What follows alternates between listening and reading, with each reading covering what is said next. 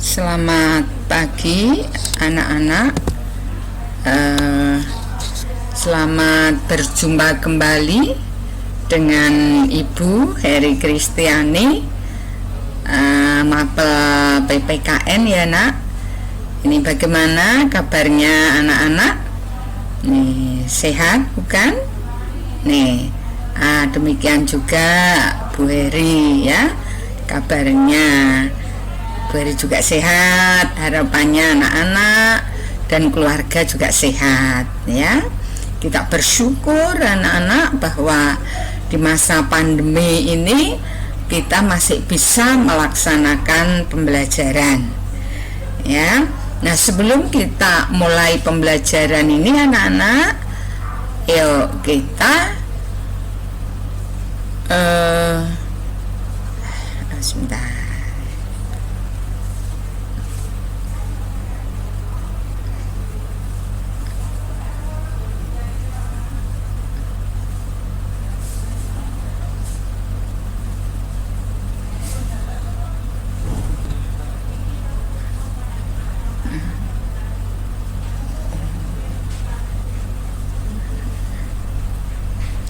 Baik ya, kita dapat Ibu ulang kembali anak-anak. Kita bersyukur ya bahwa kita bisa melaksanakan pembelajaran PPKN ya. Nah anak-anak, ini minggu kemarin anak-anak kita membahas tentang kedaulatan ya. Bahkan tugasnya anak-anak kemarin juga tentang jenis kedaulatan yang kita anut dan prinsip-prinsip dari kedaulatan ya. Nah sekarang anak-anak kita akan lanjut ya. Nih yuk Ibu kecilkan dulu gambarnya Ibu biar apa yang nampak, biar PowerPoint-nya ya nak. Ayo, oke. Nah, nih. Nah, materi kita masih tentang kedaulatan. Nah, PowerPoint ini anak-anak, ini PowerPoint tentang pokok bahasan kedaulatan ya. Jadi anak-anak bisa lihat PowerPoint ini dalam pertemuan-pertemuan kemarin. Ini PowerPoint-nya sama ya. Nih sama. Nih ini pertemuan yang ke pertama ya, atau ke satu.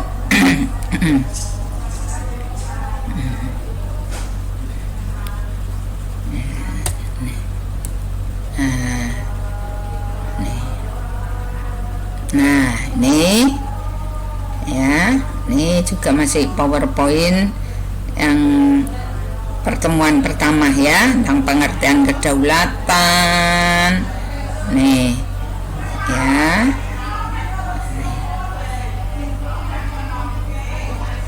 nih ya, kemudian ini contoh kedaulatan ke dalam ya. Nih, kedaulatan itu suatu negara yang dikatakan berdaulat dengan penuh apabila punya kedaulatan ke dalam dan ke keluar ya. Tuh, terus nah, ini contoh kedaulatan ke keluar ya. Kita mempertahankan negara RI ini. Terus lanjut ya. Nih ada sifat-sifat kedaulatan, ada 4 juga sudah kita bahas ya nak. Asli, permanen, tunggal, tidak terbatas, itu sudah kita bahas. Nih, nah ini terus, nah ini kemudian tentang teori kedaulatan ada 5 ya. Kedaulatan Tuhan, Raja, Negara, Hukum, Rakyat. Dan negara kita menggunakan kedaulatan hukum dan rakyat, ya. Nih, terus ya, oke. Nah, nih kedaulatan raja. Nih, terus ya. Nih, bahkan anak-anak juga sudah mengerjakan kedaulatan ini ya, evaluasi kedaulatan pertama. Ya. Nih.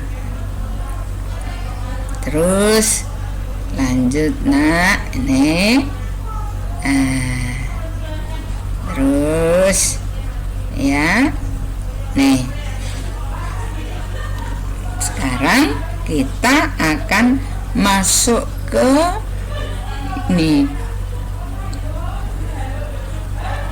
dinamika perwujudan kedaulatan, ya. Nah, ini evaluasi pembelajaran yang kedua, ini yang anak-anak kerjakan minggu yang kemarin, ya. Nah kita anak-anak sekarang kita akan masuk ke dinamika kedaulatan NKRI, ya. Nih, ya. Sebelum masuk situ, Ibu ulang dulu lagi, ya. Nih, negara kita anak-anak menggunakan kedaulatan apa, anak-anak? Negara kedaulatan hukum dan kedaulatan rakyat. Nah, terus lanjut. Nah, prinsip kedaulatan NKRI, negaranya anak-anak dan Bu Eri, anak-anak antara lain ini, ya. Prinsipnya bahwa negaranya anak-anak itu negara kesatuan, ya. Kemudian kedaulatan itu atau kekuasaan tertinggi ada di tangan rakyat yang pelaksanaannya menurut undang-undang. Nah, kemudian negara kita adalah negara hukum. Nih, prinsip yang lainnya, presiden tidak dapat membubarkan DPR, ya. Kemudian menteri-menteri negara diangkat oleh presiden, ya. Bukan negara kita ini kabinetnya itu yang mengangkat presiden, ya. Kabinet atau menteri-menteri itu yang mengangkat presiden, ya. Nah, itu prinsip-prinsip pelaksanaan kedaulatan di negara kita. Nih, ya. Nah, nih. Nah, ini sekali lagi yang sudah anak-anak kerjakan kemarin, ya. Oke. Nah, sekarang anak-anak kita akan masuk ke dinamika perwujudan kedaulatan negara Republik Indonesia. Nih. Nah, sejak kapan negaranya anak-anak dan Bu Eri ini berdaulat, anak-anak? Ya, sejak 17 Agustus 45. Ya, sejak kita memproklamirkan kemerdekaan, itu negara kita menjadi negara yang berdaulat, ya. Nah, anak-anak, ya, kedaulatan negara kita nih yang seharusnya melaksanakan prinsip-prinsip tadi yang seperti yang sudah kita bahas tadi anak-anak di depan, namun kenyataannya dinamikanya dalam perkembangannya itu kedaulatan negara kita ini anak-anak pelaksanaannya itu mengalami perubahan begitu, ya. Nih, nah sekarang kita lihat ini dinamika perwujudan, perkembangan perwujudan kedaulatan NKRI itu dari tahun 45 sampai tahun 59 itu anak-anak menggunakan demokrasi parlementer, ya. Ini. Nah, demokrasi parlementer itu adalah sistem demokrasi yang seperti apa gitu. Nih ya. Nih. Nah, pada saat itu anak-anak, nih seharusnya menurut prinsip kedaulatan yang kita anut, ya, itu kedaulatan rakyat, pada saat itu menggunakan ini demokrasi parlementer gitu. Jadi kedaulatan rakyat, negara yang menganut kedaulatan rakyat itu sama dengan negara demokrasi gitu ya. Nah, namun anak-anak, demokrasinya tahun 45 sampai 59 itu ini mengarah pada demokrasi parlementer. Nah, perwujudannya seperti apa? Sini pada tahun itu anak-anak, ini sistem pemerintahan presidensial dengan kekuasaan yang besar di tangan presiden, meskipun kekuasaan tertinggi berada di tangan MPR. Ya, jadi pada saat itu kalau bahasa bahasa gampangnya itu, kekuasaan presiden itu overload gitu, melebihi dari batas-batas prinsip kedaulatan yang ditentukan. Nah, hal ini anak-anak, kalau kita lihat itu sebenarnya faktor penyebabnya sangat banyak ya. Ini kondisi negara kita pada saat itu memang belum terkondisi dengan baik itu ya. Pemerintahan masih harus menghadapi tantangan-tantangan, baik itu tantangan dari dalam ya, tantangan-tantangan ini musuh-musuh politik itu ya, musuh-musuh politik presiden pada saat itu. Nah, ini pemerintahan ini jadi intinya akan seperti digoyang begitu ya. Nah ini anak-anak, ini menyebabkan apa? Jadi kekuasaan presiden itu pada saat itu overload gitu ya, melebihi dari prinsip yang seharusnya ditentukan itu ya. Nah, terus setelah tahun 59 anak-anak nih, setelah tahun 59 itu demokrasinya anak-anak menjadi demokrasi setelah parlementer. Apa nanti kita lihat ya, sebelum kita lanjutkan ke demokrasi apa nih, kita lihat dulu anak-anak nih. Jadi setelah demokrasi parlementer itu masuk ke demokrasi terpimpin anak-anak ya nih. Nah, demokrasi terpimpin nih, contoh demokrasi terpimpin itu pelaksanaannya seperti apa itu. Nah, tahun 59 sampai tahun 66 itu demokrasi bergeser ke demokrasi terpimpin. Nah, tahun 45 sampai 59 tadi demokrasinya apa anak-anak? Demokrasinya demokrasi parlementer ya. Oke. Nih, contohnya seperti apa? Tadi kekuasaan presiden overload, melebihi batas prinsip yang harus dilakukan.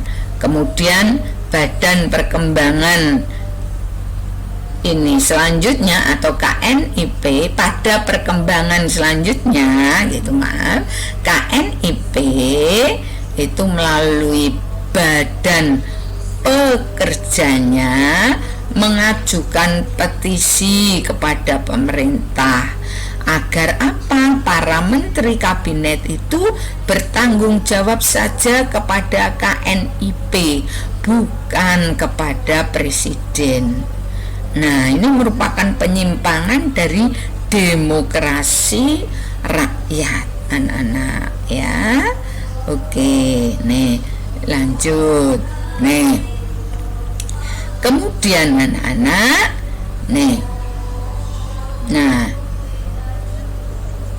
selanjutnya presiden kita pada masa demokrasi parlementer itu menyampaikan maklumat, mengeluarkan maklumat ya. Dengan maklumat yang dikeluarkan presiden, sistem pemerintahan kita berubah itu ya, dari presidensial anak-anak menjadi ini demokrasi parlementer ya. Oke, selanjutnya terus ya, setelah demokrasi parlementer anak-anak nih, tahun 59 anak-anak ini bergeser dalam pelaksanaannya mengarah pada demokrasi terpimpin ya, dari tahun 59 sampai tahun 66 nih ya. Nih. Nah, demokrasi terpimpin, wah ini anak-anak cenderung penumpukan kekuasaan juga di tangan presiden itu ya. Kalau tadi di parlementer tadi ini kekuasaan presiden juga sudah mulai besar. Nah, demokrasi terpimpin ini terjadi penumpukan gitu. Jadi kekuasaannya semakin besar ya. Tadi Bu mengatakan itu faktor penyebabnya sangat banyak ya. Nih.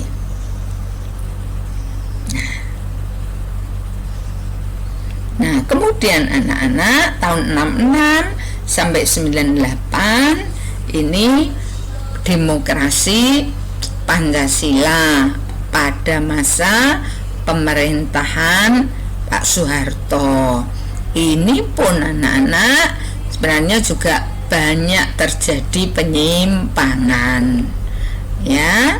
Nih ya, walaupun dikatakan ini tadi OUD dilaksanakan secara murni dan konsekuen, tapi kenyataannya terjadi juga pemerintahan yang agak otoriter. Sama sebenarnya terjadi juga penyimpangan ya. Nih, kemudian anak-anak setelah tahun 98 itu Pak Harto anak-anak mengundurkan diri ya, walaupun pada saat itu rakyat yang meminta Pak Harto untuk turun, tapi dengan terhormat Pak Harto kemudian menyatakan mengundurkan diri. Nah, maka kemudian kita masuk ke demokrasi pada masa reformasi. Jadi demokrasi reformasi anak-anak dari tahun 98 sampai sekarang ya. Nih.